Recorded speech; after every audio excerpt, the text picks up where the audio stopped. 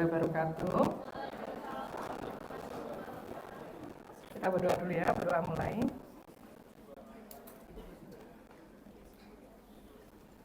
Ya, alhamdulillah, ini kita materi baru ya. Ini saya tipe, jadi ini gangguan muskuloskeletal ya, bukan neuromuskular ya. Ininya judulnya. Baru saya ganti. Oke, ininya PDF-nya Bapak. Oke. Tapi antara neuromuskular sama gangguan muskuloskeletal juga ada kaitan. Jadi nanti saya ada bahasa sedikit di ini perbedaannya ya. Ini juga ini gangguan muskuloskeletal ya. Oke. Gangguan muskuloskeletal ini adalah gangguan pada muskulus dan skeletal. Jadi di otot dan di skeletnya. Ya, jadi dan jaringan sekitarnya. Jadi ini meliputi juga sendi, ligamentum, muskulus ya, otot, saraf, tendon, dan tulang belakang. Sehingga ada keterkaitan memang antara gangguan neuromuskular dengan muskuloskeletal. Kemudian juga karena adanya gangguan di muskulus dan skeletalnya, sementara ini organ muskulus dan skeletal itu merupakan organ yang penting untuk lokomotor atau gerak, sehingga nanti akan berpengaruh pada sistem gerak, ya, sistem gerak. Dan ini melibatkan struktur yang mendukung anggota tubuh, termasuk nanti ada leher dan punggung, ya, tidak hanya ekstremitas atas dan bawah saja. Kemudian untuk gangguan muskuloskeletal sendiri, ini bisa juga nanti menyertai atau bermanifest sebagai penyakit karena proses penuaan atau degeneratif. Kemudian berlanjut sehingga menyebabkan gangguan ataupun komplikasi dari kelainan muskuloskeletal tersebut ya. Kemudian juga ini mempengaruhi nanti kita kalau di fisiologi itu ada sign and symptom ya. Symptom itu gejala, sign itu tanda ya. Nah, gejalanya seperti apa misalnya? Anda kemarin sudah ada di tutorial ya, gejala-gejala dan keluhan-keluhan, sehingga Anda harus tahu jadi keluhannya banyak. Nanti yang merupakan keluhan utama. Jadi kalau kita dokter kan keluhan utama. Keluhan utamanya itu apa? Ini keluhannya nyeri di mana-mana, sakit, panas, nggak enak dan sebagainya. Kita nanti bisa menggali mana yang menjadi keluhan utama. Itulah nanti yang menjadi dasar kita anamnesis lanjut, memeriksa lanjut ya itu. Kemudian kembali ya, untuk gangguan muskuloskeletal ini bisa mempengaruhi beberapa area tubuh dan saling keterkaitan, bahkan tidak hanya status lokalis, tapi bisa sistemik ya keluhannya. Ya, bisa di leher, bahu, pergelangan tangan, punggung, pinggul, lutut, kaki ya, tidak hanya satu aja lutut toh tidak, bisa lutut, tangan juga kena gangguannya. Oke. Ini gejala.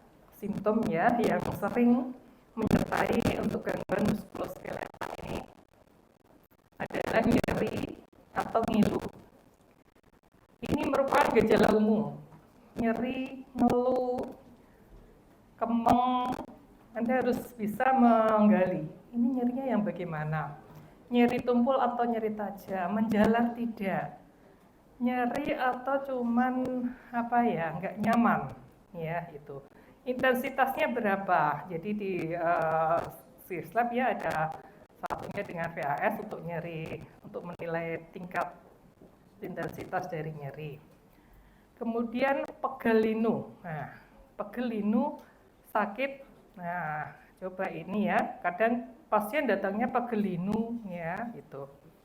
Sakit pinggang, ini banyak ya. Sakit pinggang, kemudian sakit punggung, sakit leher, pegel ya. Kelelahan, gangguan tidur, ya.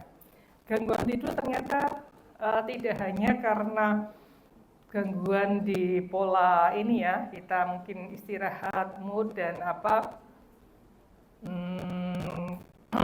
mungkin gangguan ke psikisnya aja, tetapi bisa juga karena gangguan di muskuloskeletalnya. Kemudian postur tubuh yang memburuk, ya harusnya tegak, kok ini membungkuk atau ke sisi kanan atau ke kiri. Kemudian juga ada gangguan atau gejala peradangan, pembengkakan merah, ya, penurunan rentang gerak, ROM, ya, ini banyak untuk ini ya, KTI dulu ya, KTI. Jadi bisa Anda mulai, kalau apa yang tertarik itu diingat-ingat ya Dek, bisa untuk calon KTI-nya misalnya ya, keterbatasan gerak atau ROM ini bisa diteliti juga untuk KTI Anda ya. Itu meskipun masih setahun lagi ya, tapi udah proposal ya semester ini setahun lagi. Kemudian hilangnya fungsi, kesemutan ya. Apa bahasa Latinnya kesemutannya? Paresis ya, parese ya. Kemudian mati rasa atau kekakuan ya, kelemahan otot atau kekuatan cengkeram ya, kelemahan atau peningkatan dari otot ya, rigiditas dan sebagainya, itu merupakan gangguan di muskuloskeletal. Nah, ini keluhannya tadi ya, bisa sakitnya nyeri yang bagaimana, di mana, nah ini sudah lokasinya, bisa di tendon, nih ya, di atau tendon, otot, atau karena adanya gangguan di saraf.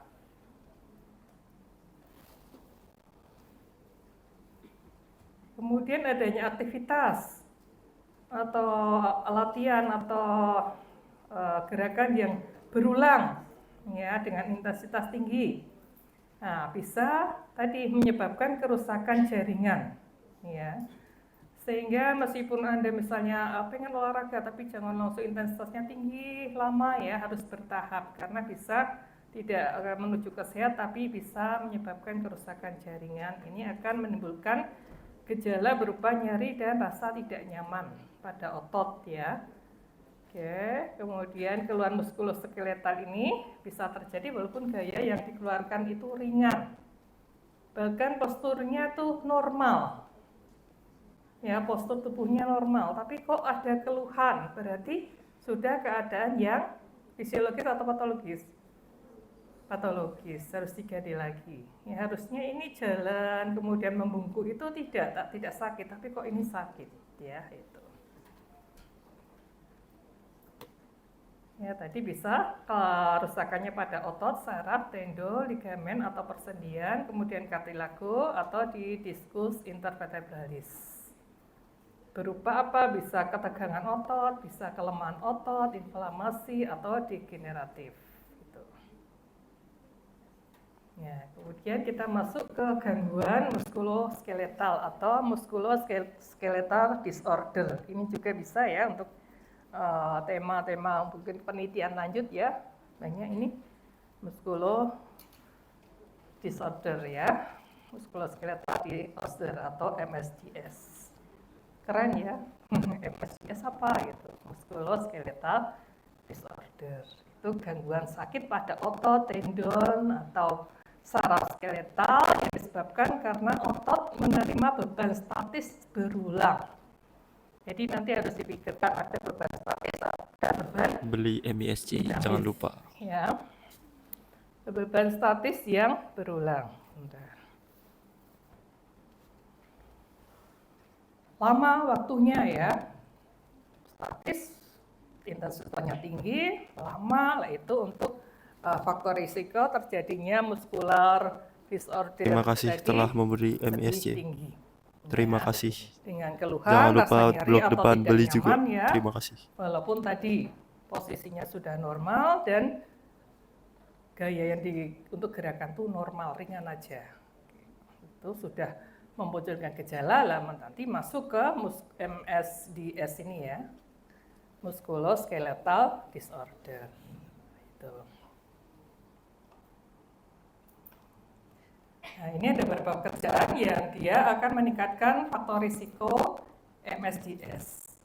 Ya, misalnya angkat beban ya, kemudian posisi kerja ya terus menerus, pekerja di pabrik, buruh pabrik misalnya ya, atau di gerabah atau di tenun ya, atau di pemintalan, atau ini bisa untuk resiko muskuloskeletal disordernya tinggi. Ini penyebabnya, ini berhubungan dengan kerja, ini kemudian juga beban dan postur statis atau tidak normal ya, dan repetitif. Jadi yang mempengaruhi adalah beban, postur yang statis dan tidak ergonomis ya, serta repetisi atau pengulangan. Ini yang faktor beban dulu ya, penyebab dari MSDS yang faktor beban. Ini bisa menyebabkan kerusakan otot bila ini bebannya tuh tinggi ya, tinggi. Jadi ada ini ya Dek, beban itu ada maksimal.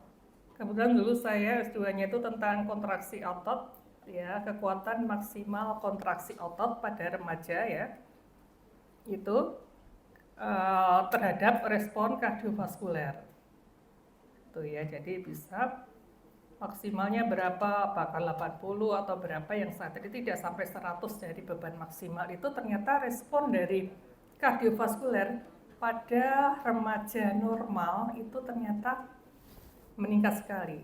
Itu dalam kondisi normal remaja, masih kapasitasnya bagus. Bagaimana kalau itu sudah dewasa atau sudah lanjut ya, itu berarti kan hati-hati. Peningkatan yang drastis dari frekuensi jantung, kemudian pada tekanan darah itu bisa menyebabkan defek yang negatif. Jadi itu hati-hati ya. Oke, jadi kembali, jadi tadi faktor penyebabnya bisa karena beban yang tinggi, lama, berulang ya, durasinya panjang. Ya, postur tubuh saat melakukan aktivitas beban tadi itu tidak ergonomis ya, tidak ergonomis. Silakan dicari nanti apa sih jenis pekerjaan yang bisa menyebabkan MSDS ini ya. Nah, ini nanti beban ya bisa kena di tulang belakangnya, di cakram spinalnya, atau di lumbal, atau di ini ya Dek ya, pinggang punggungnya kena ya. Anda kemarin sudah ini ya diskusi tentang HNP misalnya ya, seperti itu. Kemudian ini postur tadi. Yang kedua penyebabnya adalah postur. Postur yang statis dan tidak ergonomis. Kita istilahkan janggal ya, ini tidak ergonomis. Ergonomis itu postur yang sesuai dengan kondisi normal, itu ergonomis ya. Postur ini posisi tubuh kita selama beraktivitas. Ya, untuk sebagian besar sendi ini posturnya netral atau baik, maka sendinya digunakan dapat bergerak dengan baik, normal. Ya.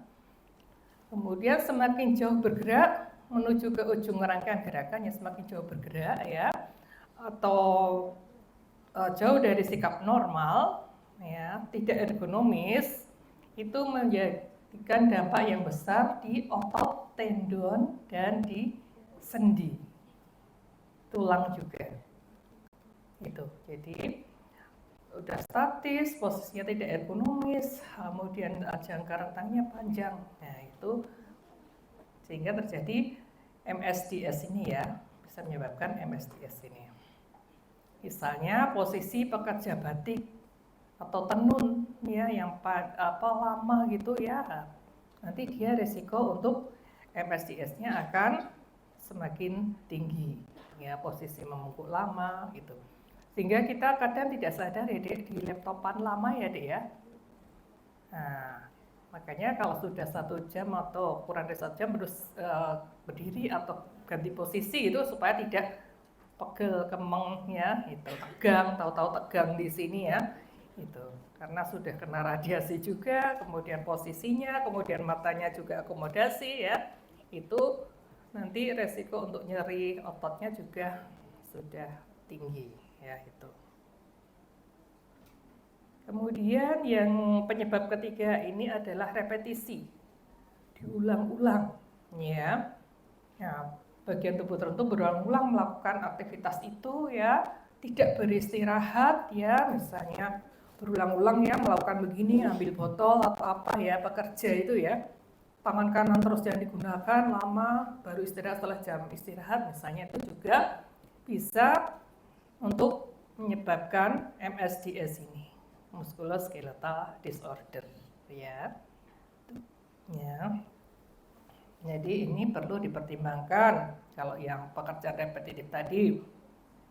Bagaimana para pekerja selama melakukan tugasnya, kemudian postur yang diperlukan ya, dan jumlah gaya yang digunakan. Itu ada perhitungannya sehingga tidak ini ya harusnya ergonomis gitu ya kalau di pabrik yang sudah terstandar. Oke, kemudian faktor resiko. Faktor resiko itu apa deh? Penyebab. Faktor resiko itu penyebab. Jadi kalau faktor itu ada di seseorang, dia akan mempunyai peluang menderita penyakit itu lebih tinggi. Jadi kalau faktor resiko MSD, kalau ada faktor resiko itu ya, maka menderita MSD-nya lebih tinggi kemungkinannya. Tadi postur saat bekerja ya, tidak ergonomis tadi meningkatkan resiko MSDS ya. Ya. Naik posisi netral, dan ini posisi janggal itu maksudnya tidak ergonomis ya. Ini posisi netral. Adalah postur tubuh di mana setiap anggota tubuh berada pada posisi yang sesuai dengan anatomi tubuh, ergonomis ya. Ini posisi yang enak, nyaman. Kemudian posisi yang tidak ergonomis atau posisi janggal ini tidak sesuai dengan posisi tubuh normal, yaitu kalau jangka waktu lama dan sebagainya, nanti menjadi faktor risiko dari MSDS. Ya, tadi ada posisi-posisi. Tadi yang depan tadi statis atau dinamis untuk penyebab MSDS tadi? Statis. Ternyata ada posisi statis, ada posisi dinamis. Yang statis, nah dari ininya sudah statis ya. Jadi posturnya itu saja, sebagian besar tubuh tidak aktif atau hanya sedikit terjadi pergerakan. Statis. Postur statis dalam waktu yang lama menyebabkan kontraksi otot terus-menerus dan tekanan pada anggota tubuh itu saja. Tidak bagus ya. Tuh, sebaiknya adalah postur dinamis. Ini ya, sebagian besar tubuhnya bergerak, tidak hanya itu saja yang bergerak. Itu lebih nyaman ya. Kemudian faktor resiko yang kedua setelah postur tadi adalah pos atau beban, yang ketiga ada frekuensi beban ya. Nih ada pekerjaan yang butuh angkat-angkat ya, angkat beban ya, bedakan dengan olahraga beban ya. Kadang-kadang fitness atau gym itu ngangkat ya dok ya, itu harusnya sudah terukur, jadi jangan langsung ujuk-ujuk yang berat gitu ya, itu kan bertahap. Nah kalau ini pekerjaan yang angkut-angkut barang atau turun atau ini ya, yang dia lama dan itu saja, itu merupakan faktor risiko terjadinya MSDS ya itu. Kemudian frekuensinya ya, frekuensi ini banyaknya gerakan dalam periode tertentu kan, ini ya frekuensi ya, berulang-ulang ya, semakin terjadi perulang tadi atau repetitif, maka kemungkinan untuk menderita MSDS itu akan semakin tinggi.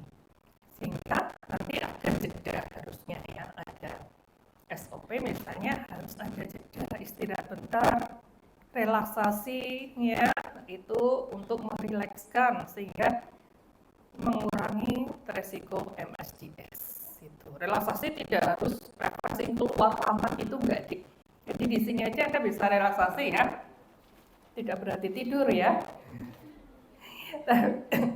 Ya, digerakkan anggotanya misalnya ya, Molet istilah Jawa itu juga ada masuk relaksasi. Oke, ini untuk relaksasi progresif atau relaksasi juga bisa nih jadi bahan KTI ya. Udah dulu ada. Bagus itu, dulu ada yang bimbingan saya kelompok tentang relaksasi itu, ada hipnosis, terapi itu bisa bertiga atau berberapa gitu, bisa ini ya senang bareng-bareng gitu. Kemudian faktor risiko yang lain untuk MSDS ini, durasi dan paparan dari gerakan tadi, durasi. Nah ini, durasi itu lama ya dek, kalau onset itu awalnya. Ya. Durasi lama akan meningkatkan MSDS. Ya, jadi ini ada beberapa pembagian ini salah satunya saja yang Ibu ambil ya. Durasi singkat, kurang dari 1 jam per hari. Kalau sedang 1-2 jam. Kalau lama lebih dari 2 jam. Kalau 3 jam termasuk per hari termasuk apa? Lama. 2 jam termasuk sedang ya. Bisa ya kalau tinggi ini kan mudah ya. Kemudian paparan pada getaran ya tadi. Getaran ya kadang ada mesin yang bergetar gitu. Itu juga untuk meningkatkan risiko MSDS ya itu. Karena apa? Dengan getar gitu ya. Itu aliran darahnya tidak lancar. Jadi mempengaruhi aliran darah. Juga kecapean, lebih cepat capek otot itu ya. Nah, salah satu dari sisa dari aktivitas otot adalah asam laktat. Penimbunan asam laktat menyebabkan pegel, capek tadi ya. Bisa sampai ke nyeri otot gitu ya. Di paparan pada getaran ya, itu juga faktor risiko. Ya. Kemudian sekarang tadi biomekanik ya, faktor risiko ini ya, ada gerakan tadi. Kemudian faktor yang kedua adalah faktor individu, faktor risiko individu. Usia juga mempengaruhi tadi MSDS. Jadi otot itu memiliki kemampuan maksimal pada usia ini 20-29 tahun. Anda usianya berapa? Masih perkembangan deh, ya, masih bisa ditingkatkan yuk remaja ya. Oke, ini sudah.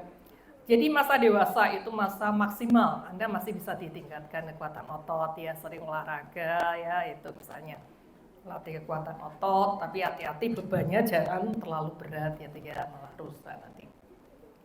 Lalu setelah mencapai usia 60 tahun, kekuatan otot akan menurun hingga 20%. Jadi mulai 40 tahun itu sudah mulai ada penurunan otot deh. Jadi prosesnya sudah ada berapa yang degeneratif, itu mulai usia 40 tahun. Jadi ibu dengan Anda kekuatannya lebih optimal Anda ya. Jadi Anda usianya masih remaja. Ya, oke. Jenis kelamin mana yang lebih kuat, laki-laki atau perempuan? Kenapa laki-laki? Massa ototnya lebih banyak dalam keadaan normal. Kecuali kalau laki-lakinya itu gemuk, obes, yang wanita normal. Sama-sama tingginya gitu. Lebih kuat yang wanita loh ya. Itu jadi massa ototnya itu yang menyebabkan lebih kuat tadi. Oke.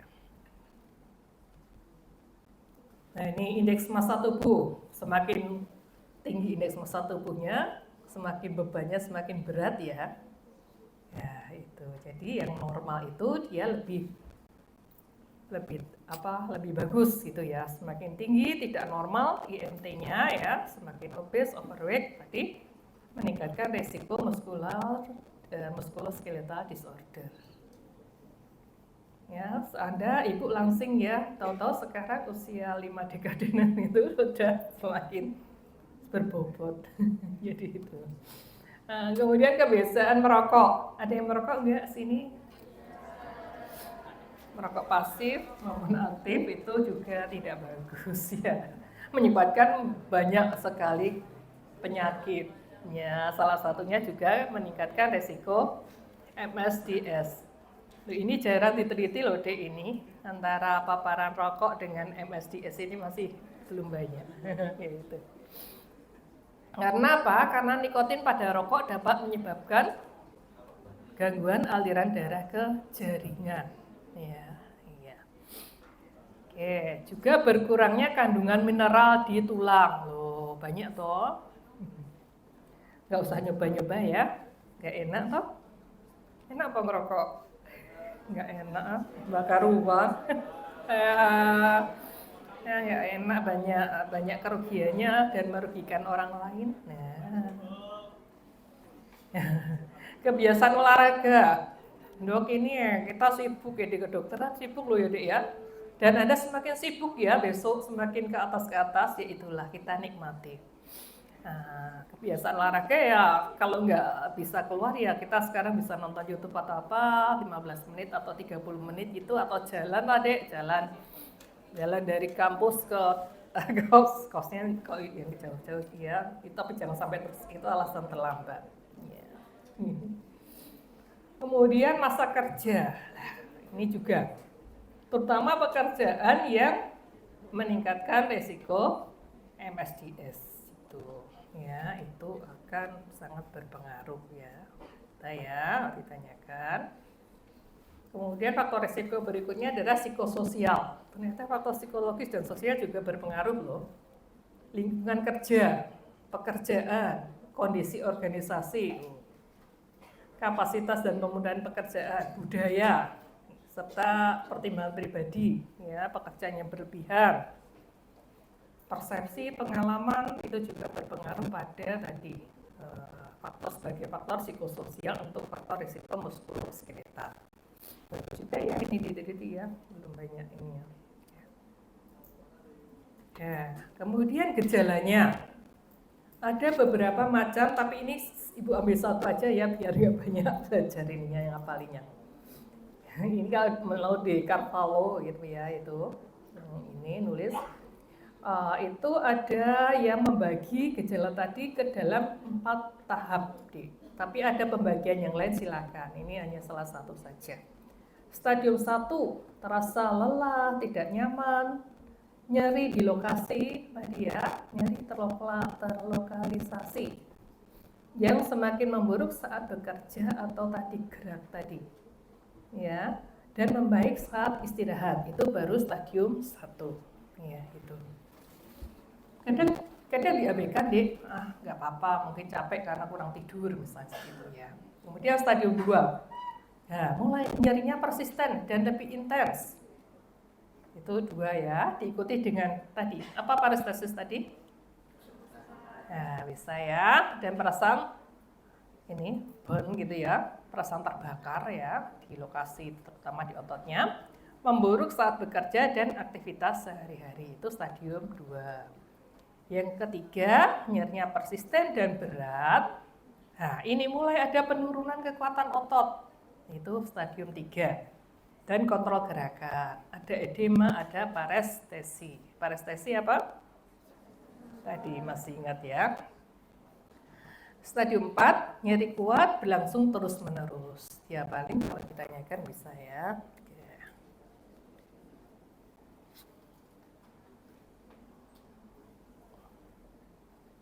Nah, kemudian juga ada jenis-jenisnya. Bisa sakit di leher, ini berdasarkan jenis, berdasarkan keluhan ya ini ya. Kita belum ke diagnosis ya.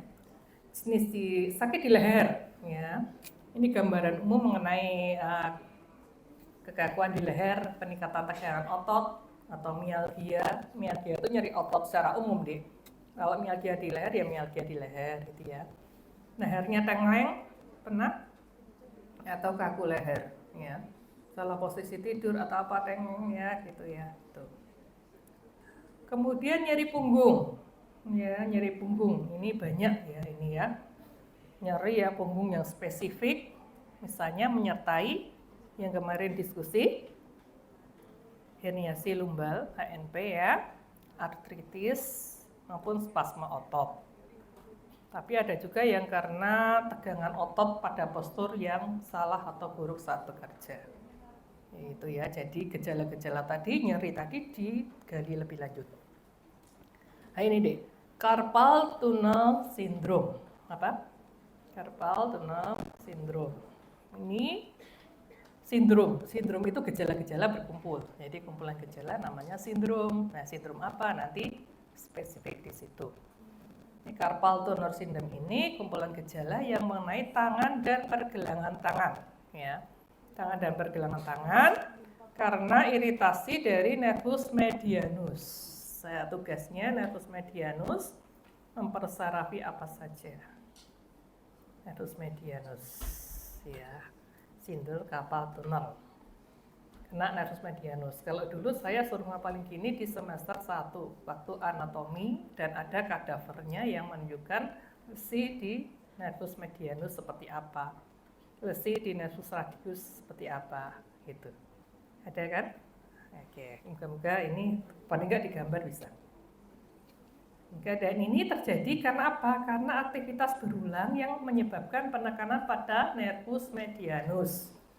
Gangguan pada nervus medianus menyebabkan apa? Salah satunya ya, menyebabkan carpal tunnel syndrome. Ini salah satunya loh ya, tidak hanya ini. Oke, ototnya apa ya? Dicari ya. Oke. Ada sindrom lagi nih, Dek. Thoracic outlet syndrome. Ya. Ini mengenai di bahu, sini ya, bahu, lengan, dan tangan. Gejalanya nyeri, kelemahan, mati rasa di daerah tersebut. Terjadi jika 5 saraf utama dan 2 arteri yang meninggalkan leher tertekan. Cari apa itu saraf yang melalui leher itu apa saja, arterinya apa saja. PR ya, dicari ya. Sehingga menyebabkan thoracic outlet syndrome. Gak usah dikumpulkan PR untuk belajar. Nah, terjadi karena apa? Tadi terjadi karena gerakan berulang pada lengan atas atau maju ke depan, berulang-ulang. Ya, pernah ya? Pernah menderita seperti itu? Terus di sini? Jadi pernah ya Ibu pernah? Kan udah mungkin udah usia juga ya, sama gemuk. Jadi itu bisa pernah. Selanjutnya ada tenis elbow. Tenis elbow. Ya. Apa? Ini suatu keadaan inflamasi tendon ekstensor. Tendon yang berasal dari siku lengan bawah, ya, berjalan keluar ke pergelangan tangan. Ya. Tenis elbow disebabkan karena gerakan berulang dan tekanan pada tendon ekstensor. Ya, balin ya, yang tenis elbow bisa ya. Oke. Kemudian yang ini banyak nih low back pain. Ya, ini terjadi adanya penekanan pada daerah lumbar. Terutama di yang banyak ya, ini tidak hanya di sini sih sebetulnya penekanan lumbarnya. Yang banyak ini ya, nanti Ibu kurang ini ya. Terbanyak pada lumbar ini ya, 4-5 gitu. Karena posisi membungkuk ke depan ya, yang terus menerus lama kayak gitu ya, hati-hati posisinya yang bagus, tidak membungkuk ya. Tuh, banyak ya, diapalin ya yang ini ya, jenis-jenis yang ini, yang tadi ada carpal tunnel dan sebagainya. Ya, kemudian mengenai patofisiologinya secara ini masih global, nggak apa-apa ya. Kalau nyeri di punggung bawah, ya. Nah, kemungkinannya dari sendi apofisial. Apa itu sendi apofisial? Cari ya. Ini bisa karena iritasi di ligamentum posterior dan jaringan lunak sekitarnya, ya. Karena trauma mekanis dan proses degeneratif pada struktur tulang. Tekanan pada sistem saraf di sekitar punggung bawah bisa menyebabkan juga nyeri punggung bawah. Ya. Gejalanya ini terjadi sakit di punggung, ya, sakit di punggung, terbakar seperti rasa terbakar, rasa ngilu, ya, di daerah punggung. Bisa sampai terasa di kaki terasa lemah. Ya. Kemudian sakit di punggung akan berkurang ya, akan kurang dari sebulan ya, dan sakit punggung yang kronis bisa lebih dari 3 bulan. Jadi bisa akut, bisa kronis. Yang akut kurang dari sebulan, yang kronis lebih dari 3 bulan. Itu ya. Oke, pencegahannya ini. Nih, latihan ya, latihan jogging, bersepeda, berenang sekitar setengah jam sampai 40 menit dilakukan 3 kali per hari. Ya, itu bisa jogging, bersepeda, berenang ya. Lakukan fitness juga meningkatkan sirkulasi darah dan nutrisi. Jadi juga bisa fitness ya. Itu. Jadi bisa disegah dengan olahraga. Setengah jam sehari sudah cukup. Ya, kemudian untuk yang di leher sekarang, leher dan jaringan luar leher juga bisa kena ya. Ya, itu karena abnormalitas dari otot ligamentum saraf ya di area leher, bahu, ekstremitas atas dan rahang. Jadi nyeri di leher ternyata kelainannya di rahang bisa. Ya itu.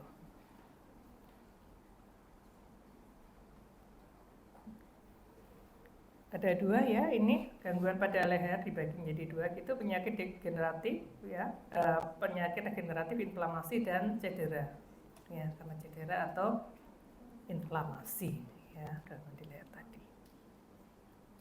ya. Kemudian untuk yang di tubuh bagian atas ada muscle di bahu, tangan, siku dan pergelangan tangan. Ini ada muscle pain, tendon pain, kemudian bursitis. Yang muscle pain berarti gangguannya di otot karena penggunaan otot yang lama dan berulang-ulang. Sehingga tadi kita kalau aktivitas itu kan ada sisa berupa asam laktat ya. Asam laktat menumpuk tadi menyebabkan rasa pegalnya tuh nyeri ya. Itu penumpukan sisa metabolisme berupa asam laktat tadi. Terjadi muscle pain ya itu. Kemudian kalau yang tendon pain ya, ini aktivitas tinggi yang berulang-ulang juga ya, karena suplai darah ke otot, ke tendonnya berkurang ya, itu terjadi sakit di daerah tendon ya itu. Kemudian bursitis letaknya di mana? Ini di kantong-kantong di sendi ya. Nah, dia itis, kena iritasi radang ya, mengalami inflamasi sehingga saat bergerak terjadi sensasi nyeri, bursitis, karena bursitis itu. Kemudian neuritis, inflamasi ini pada gejalanya kerusakan di saraf ya, karena suplai nutrisi oksigenasinya berkurang pada gerakan yang repetitif, gerakan statis ya, terjadi gangguan berupa mati rasa bebal tadi ya. Kemudian osteoartrosis, ini ada penyakit non-inflamasi dengan ciri-ciri degenerasi dari kartilago artikular, hipertrofi pada tulang. Hipertrofi apa dek? Pembesaran kemudian pada tulang, kemudian perubahan pada membran sinovial, terjadi osteoartrosis. Salah satu penyebabnya adalah karena trauma mekanis pada tulang dan otot.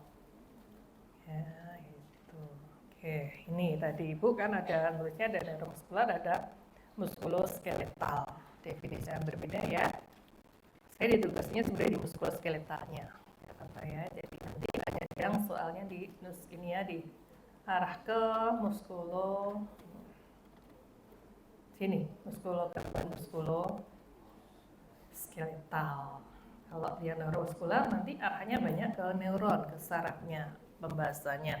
Ini banyak, penyakitnya juga banyak ya, tapi mungkin di blok lanjut ya, blok yang beda. Kalau ini kita ke muscle ya, tulang sama joint sendinya ya. Kemudian tadi nyeri tadi ya. Gangguan nyeri di tadi MSDS tadi diapalin ya. Kemudian contoh lainnya tadi ada tendinitis, carpal tunnel syndrome, osteoartritis tadi ya. Itu tadi yang nervus medius tadi kenapa bisa menimbulkan carpal tunnel syndrome. Itu dulu sering ya saya di awal-awal gitu ditanya-tanyakan gitu. Ya, ini ada beberapa konsep patologis. Saya mungkin belum ini ya, nggak apa-apa ini dulu. Ada atrofi, ada strain, ada sprain ya. Atrofi itu apa? Penurunan, pengecilan ukuran suatu sel atau jaringan. Kalau atrofi otot berarti ototnya. Atrofi tulang juga bisa berarti ya, bisa. Ya. Kebalikannya adalah hipertrofi. Kalau hipertrofi berarti pembesarannya. Gitu. Atrofi ini tidak digunakan, mungkin karena tidak digunakan otot atau jarang atau sangat jarang digunakan, bahkan tidak digunakan, bisa ototnya jadi mengecil. Bisa terjadi pada pasien yang tiap baring lama atau kelumpuhan. Sehingga kayak gitu kan ada, karena misalnya ya bisa ada fisioterapi ya dek, kok digerak-gerakan, kok disuruh ngirik sana mesti kemudian digerakkan, itu supaya tidak atrofi ototnya. Ya. Bisa juga atrofi terjadi karena ada gangguan saraf-sarafnya itu lesi atau pemutusan saraf, ya bisa itu. Strain sama sprain beda ya. Strain trauma di otot karena peradangan melebihi batas. Hati-hati ya, juga kita bisa strain. Kalau sprain itu di sendi,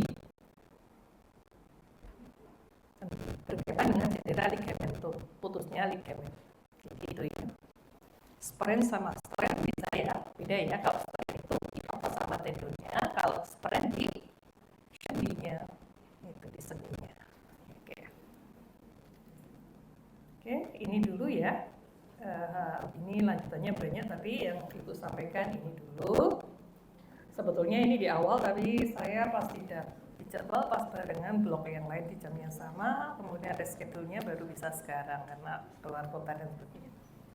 Oke, terima kasih. Semoga bermanfaat. Bisa istirahat dulu sebelum lanjut ke berikutnya masih